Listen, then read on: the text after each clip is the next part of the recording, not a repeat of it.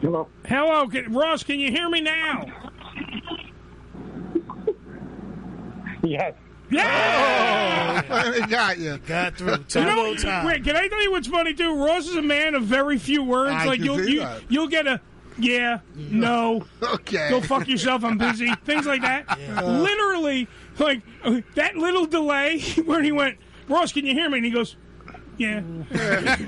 It was like, oh no. And now you got Mike Santana on the phone. Yeah. That's who I wanted to talk to. 1/3 of the main event of Slammiversary this Sunday. Me and Billy will be in attendance at the UBS Arena in Belmont, Long Island there. Great. Gonna be phenomenal. I said this before, Mike. You weren't hearing us because the phone sucks, and you didn't hear us.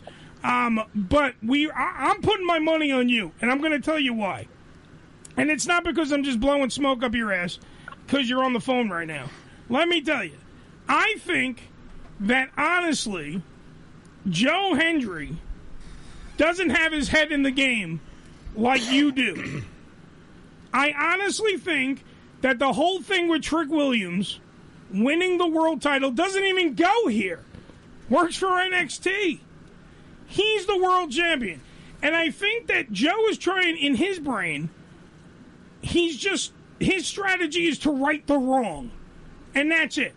Your thing is that you want to be the guy that just beats the crap out of everybody and wins the title because you're deserving of the world championship. Your drive is the reason why I think look, and I'm friends with Joe. We love Joe. Joe's been on our show multiple times. Still putting my money behind Mike Santana because you're born nasty. And that's what you're going to do on Sunday. So explain to me, how does it feel to be put into the TNA World Title picture?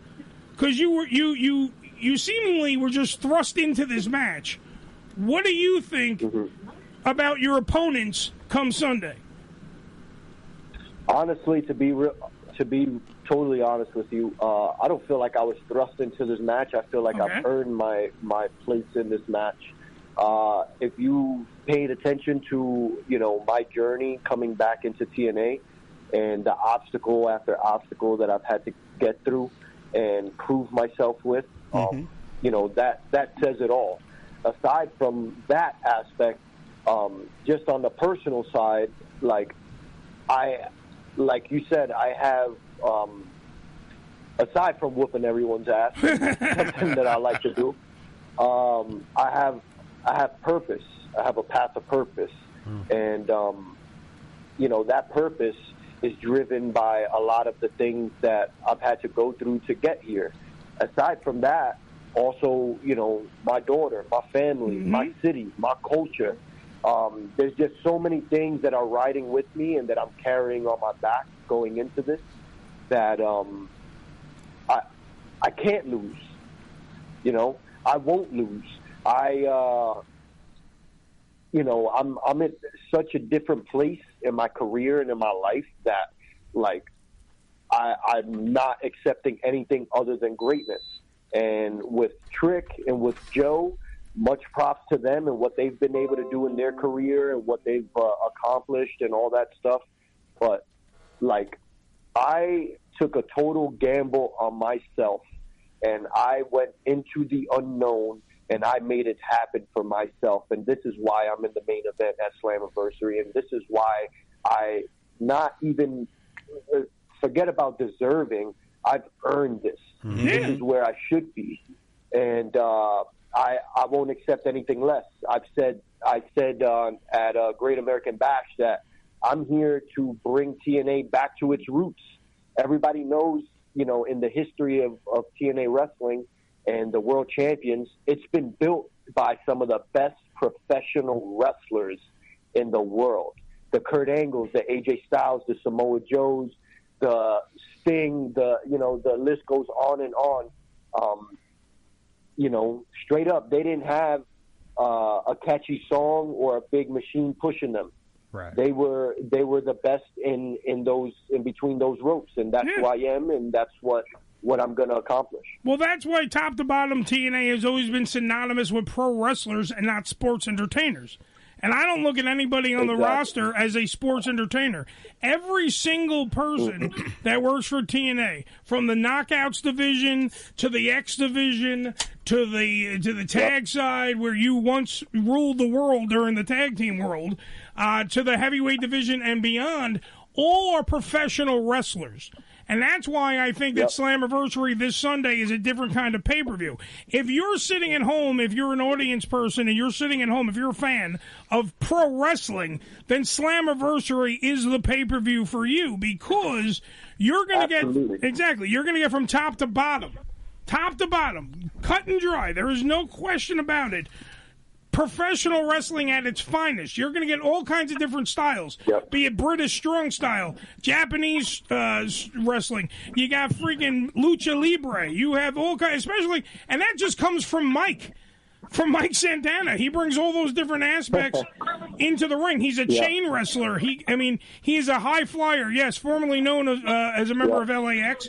I think he held the title the tag team titles 8 bazillion times. I don't know what the exact count is on that, but top to bottom, this man can bring it, and that's why I'm putting my money on Mike Santana for this Sunday. No offense to Joe Hendry. I don't think his head's in the game. And I don't think Trick Williams knows what planet he's living on, because the fact of the matter is he's too busy thinking he wants to be a 2-company megastar. And quite frankly, he's lucky if he walks out with his gold fillings, let alone the gold belt this Sunday, because he's already pissed off, by the way, The Undertaker, who's going to meet up with him after it. So he's got a lot on his plate. I think the man that is going to pull it out, like I said before, is Mike Santana. And Mike, also, by the way, want to bring this up.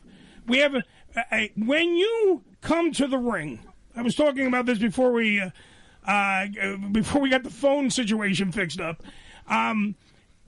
You descend from the ring, from the stands of whatever arena you're in, and you make your way down to the ring, because you are a man of the people, because you are those people. Absolutely. Okay, so absolutely. Now I'm going to ask a favor. We're sitting in section 106.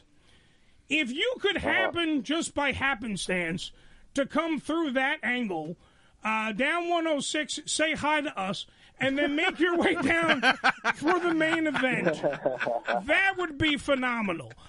Just for the fact that because then I can say I just shook hands with the guy who's going to be the TNA World Heavyweight Champion by the end of the night. Maybe carry you on his shoulder. Yeah, I'll definitely see what I could do, and I'll try to look for you guys. Well, you're going that way anyway.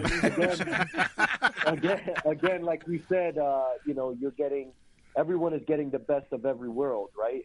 And honestly, like Slammiversary is slated to be TNA Wrestling's biggest show to date in its history, and I'm thankful to be a part of it and to be in the main event. And you also said I'm someone that brings many styles to the ring, and that's absolutely true. I've spent my career traveling the world, and I like to call myself a hybrid wrestler, where it doesn't matter where in the world you place me, I'm able to wrestle that style. And I've always, a lot of the greats that I grew up idolizing and following, they were all journeymen, and they made it their business to travel around the world and learn every style and,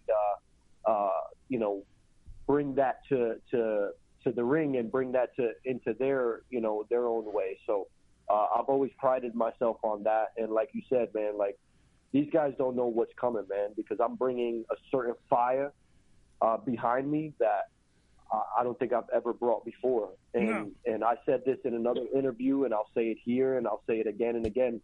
I'm not stepping in the ring with Joe Hendry and Trick Williams. Joe Hendry and Trick Williams are stepping in the ring with me. Right. Exactly. And that's the difference. I don't think that they have done their homework on you. And that's the thing. I think that's the dark horse thing that brings you to the higher level, because I go all the way back with you, whether you know me or not, when you were entertaining your boom bolt off. I wanted to clean that up for certain people that are listening. When that was going on, I have your autograph hanging in my living room in my house, because I've always been a fan of what you can do in that ring, because like you just said, you are a hybrid wrestler. You bring a little bit of the lucha libre, like the high-flying aerial moves come from that. But you are a chain wrestler. You will work somebody down on the mat and actually submit them and get them that way. You also, your finishing move around the block literally is just a really spinning, devastating lariat that comes in and nails you hardcore, which is technically more of a kind of Japanese strong style move. These aspects are what separate you from everybody else. Yet again, that's why I have my money on Mike Santana. But just to put it out there, real quick, it's my finisher move, the spin the block, is actually a tribute to Brody Lee. Oh, nice. So I don't think I've ever said that publicly, but I just want to put it out there now. Like my finisher is because I was back at AEW when he passed away and when all that went down, and the spin the block was always like a tribute to him. So shout out to Brody Lee and his family. Brody Lee, by the way, the head of the Dark Order. Brody Lee, also a member of the Wyatt family. Brody Lee, who is also a man who used to tear it up on the independents, and should have been and should have been signed to a big company way earlier, right? Because then the world, if the world would have got to see how great of a man he was, and by the way, also didn't fit what he looked like to what he actually was as a human being. The man dressed in a dirty wife beater and a pair of cut-up jeans, but was one hell of a father, one hell of a husband, and one hell of a wrestling mind. And so God bless to Brody, and I'm glad that you actually shared that on my show. Thank you very much on that. Yeah. So besides your match, which is the main event, the card is fully stacked. I mean, we have a lot of NXT, TNA matches going on for the first time ever, by the way, in a historic move by both companies, NXT and TNA. The TNA Knockouts title will be on the line. The NXT Women's title will be on the line. Somebody, either Marsha Slamovich or the head of JC there, the influence, JC Jade, will walk out with 2 belts. Yet again, that's historic because they don't go here, but yet you're going to be able to walk out with a different company's world title. That's a crazy notion by itself. So you have that match. You have a 4-team ladder match, which is going to happen, which is insane. That's going to be going on as well. You have Moose will be defending the X Division title at the pay-per-view as well against a man who is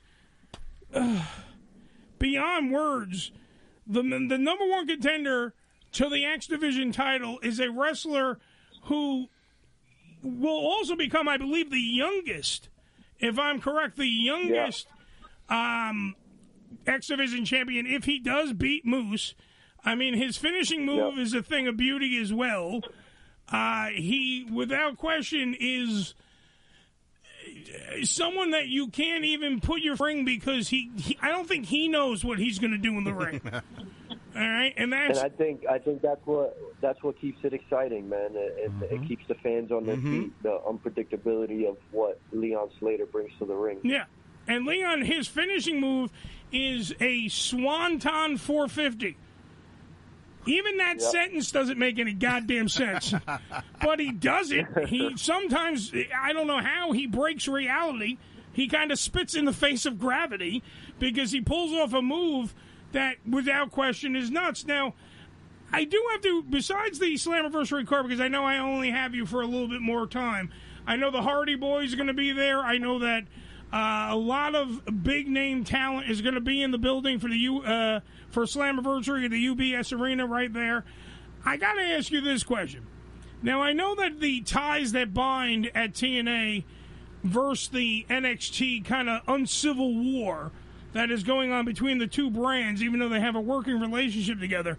What was it like last night while you were on NXT to have the system come out and actually help you kind of empty the ring during your match? I was honestly surprised, and I didn't know what to expect because, as you know, I have quite the history That's with my the point. entire system. Yeah, so when I heard that music, I was ready to go. I was ready to throw hands as soon as they came out, but to see them blow past me and charge the ring, it was a very surprising moment. And, you know, Joe and I joined them in the fight, and it was like a big TNA NXT thing, and pretty much TNA was coming and banding together, and I think it was a beautiful moment. And, you know, and I don't even know how to feel about it as far as, like, how to feel about them personally, but overall, if you're defending TNA and you're there to fight for TNA, then I'm with you. Well, that's what I'm saying. It seemed like all the wounds kind of went away for about a couple of minutes because you do have a long history. You beat the hell out of every member of the system on that way to earning that, you know, title shots and everything else, and making your name even more prevalent in TNA. You did all these things, and it's then when they showed up, it kind of blew my mind for a second because I'm like, they don't like each other. And I'm being kind of subtle in that you don't like each other. You quite frankly hate each other. And magically, they were there standing up for the company that they work for, which is TNA. It was a crazy turn of events. That's why I can't wait personally because I don't know. I've heard Carlos Silva, the president of TNA, talk about a lot of things. I got to actually meet the gentleman, shook his hand, took a picture with him. Did all the, you know, the glad handing and everything, and he wouldn't even open up. He wouldn't tell me all the surprises that are going to happen at Slammiversary this Sunday, live from the UBS Arena in Belmont, New York. Now, and just before we even we got to close this up right now, but before we do, I also want to add another match that a lot of people are going to say is going to steal the show. Cedric Alexander versus Mustafa Ali is going to be one hell of a match. That's worth the price of admission by itself. So just for everyone that's a fan, check that match out. But you can't miss the main event. The main event of the night for the TNA World Heavyweight Championship. All right? The man that I'm talking to right now, 1/3 of the three-way that's going to happen at the UBS Arena. Mike Santana versus Joe Hendry versus Tricky Wiggles. Tricky Williams. All right? Tricky Wiggles. Okay. All right. This is going to be a match of the night. I'm telling you, they're going to end the match. They're going to end the show with the biggest match after, of course, Mike Santana comes down, section 106, makes his way. Please write that down, Mike. Comes down and makes his way down to the ring. That's when you know the S is going to hit the fan. There you go. And we're going to have one of the biggest nights in TNA's existence, and me and Billy will be there. Right. So that's what's going to be a great night. Mike, I want to thank you. Sorry about the phone being screwed up. I wish you nothing but success, sir. And I can't wait to see you on Sunday. Section 106 is going to cheer for you. You know what? We got to get him, guarantee him to come to Section 106. What? Bring Magic. We should bring Magic. You know Magic. And we'll bring Magic, and he'll come down. You know what? I do have an extra ticket. Maybe we should bring Magic. Should we bring Magic? Hey, you never know. Let's talk to Magic. Let's see if Magic probably got tickets of his own, but we'll see if Magic doesn't. And you know what? Billy, great idea. We'll bring Magic up there as well. It's the Ham Radio Show. This is Mike Santana. Round of applause for the future TNA World Heavyweight Champion this Sunday at Slammiversary. Thank you, Mike.